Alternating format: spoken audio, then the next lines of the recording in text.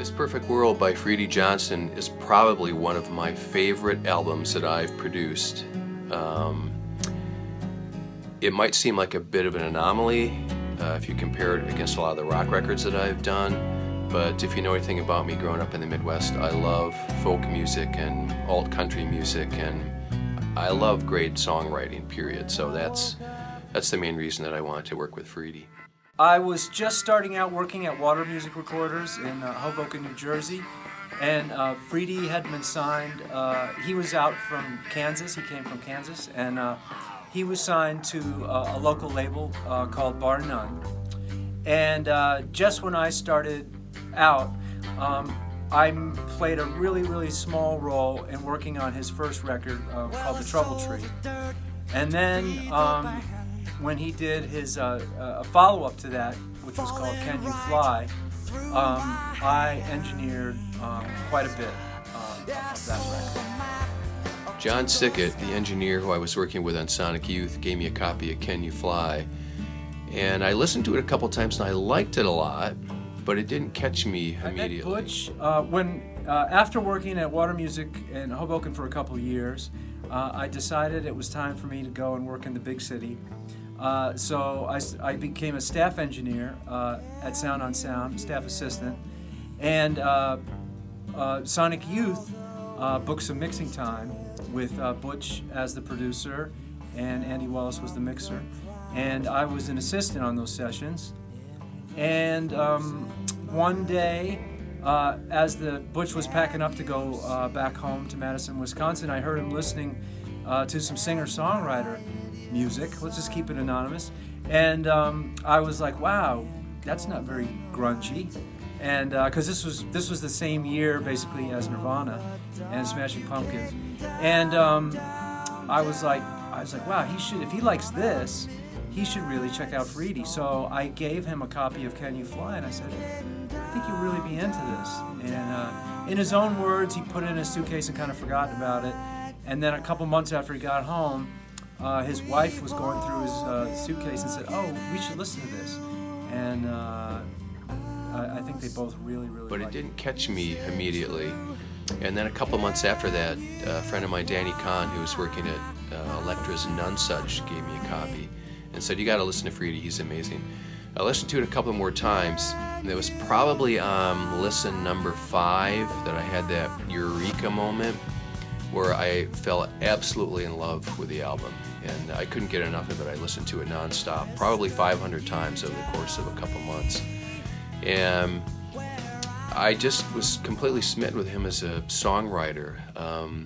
He sort of had this way of telling songs. It was like a Cormac McCarthy short story, and just incredibly amazing. And I think maybe Danny talked to someone at Elektra about the two of us working together, and I got a call one day from Elektra Records, and they asked if I wanted to work with Freddie, and I said, yeah, that would be incredible. So the earliest chance I had, I flew into New York and drove up to Bearsville, where he was living at the time, and I spent an afternoon with him and got to know him, and he played me a bunch of the songs that we were thinking of recording, and I just fell in love with him as a person and as a songwriter, and I loved all the tracks that he was working on. And so we greenlit it, and thus began This Perfect World.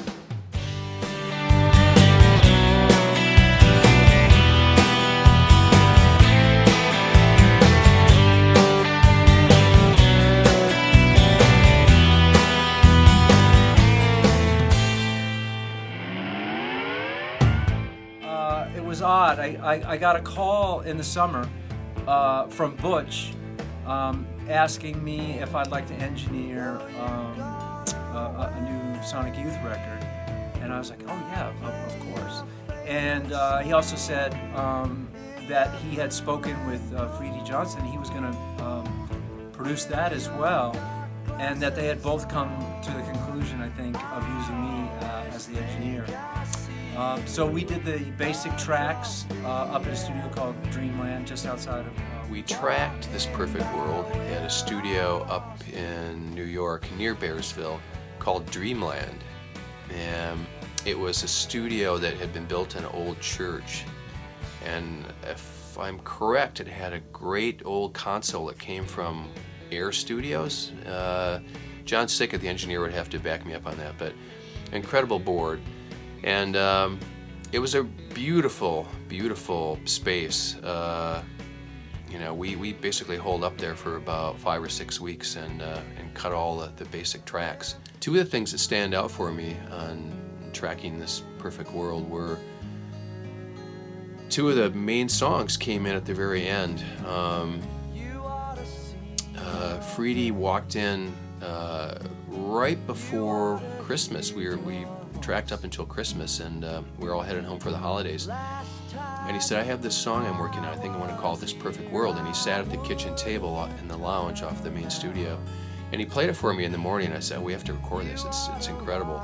And over the course of a couple days, I think Freedy sort of figured out what he wanted to do with the basic arrangement, basic structure of the song. And so we tracked that, I think, on the second or third day left in our tracking schedule. And then we brought in Jane Scarpantoni, who played cello, and Mark Rebo played guitar. And that's one of my favorite tracks on the album. I mean, obviously the album was named after that song, but it's just a beautiful, beautiful song. Breaks my heart every time I hear it.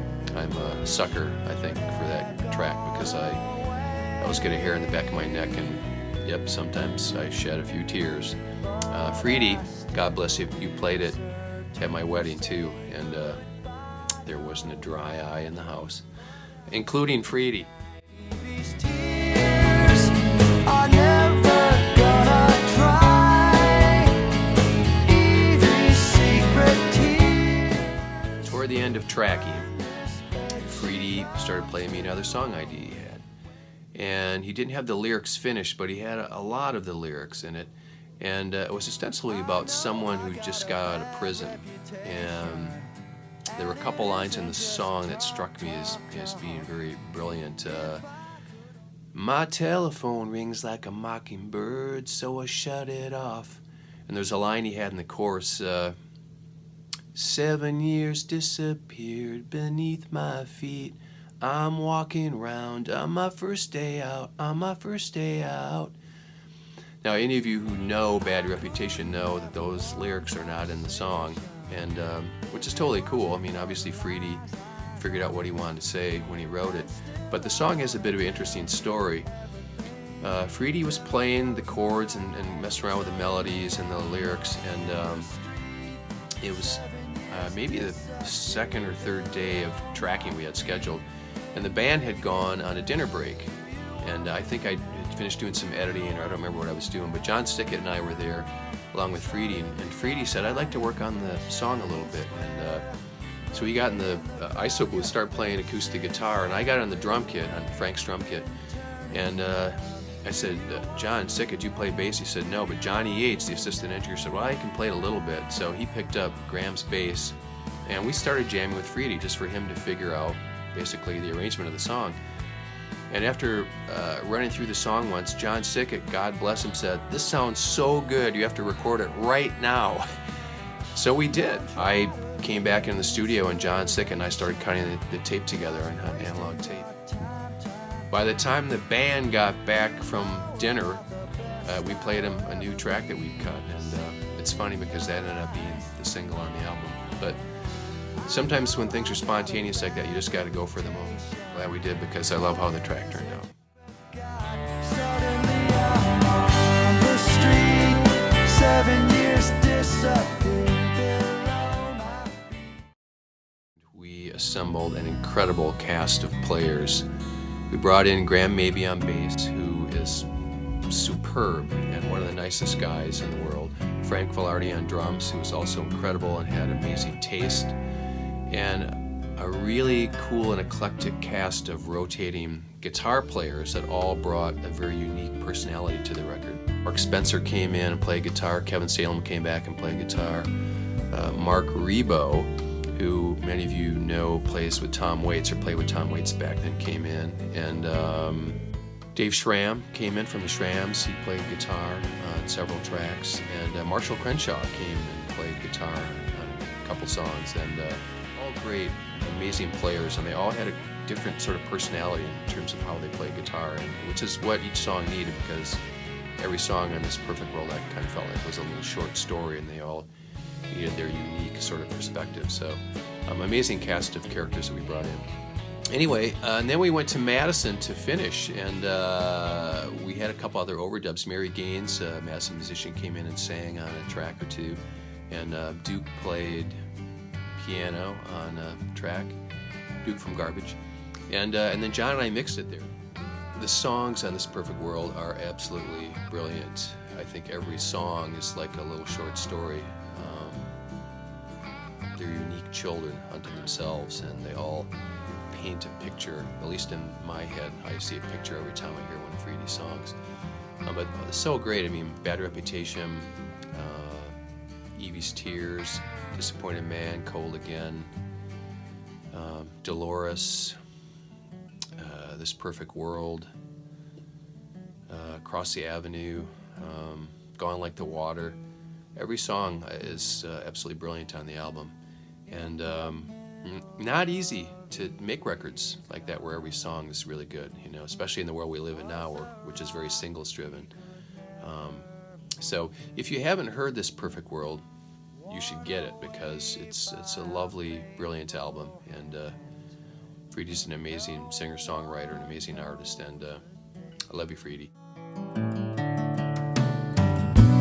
Bring back the rain. We'll go walk. Freedy and I play in a side band together, the Know-It-All Boyfriends. So after you listen to This Perfect World, you need to go on the internet and get Ramp It Up by the Know-It-All Boyfriends, because it is pure classic rock. All right? All right. Peace.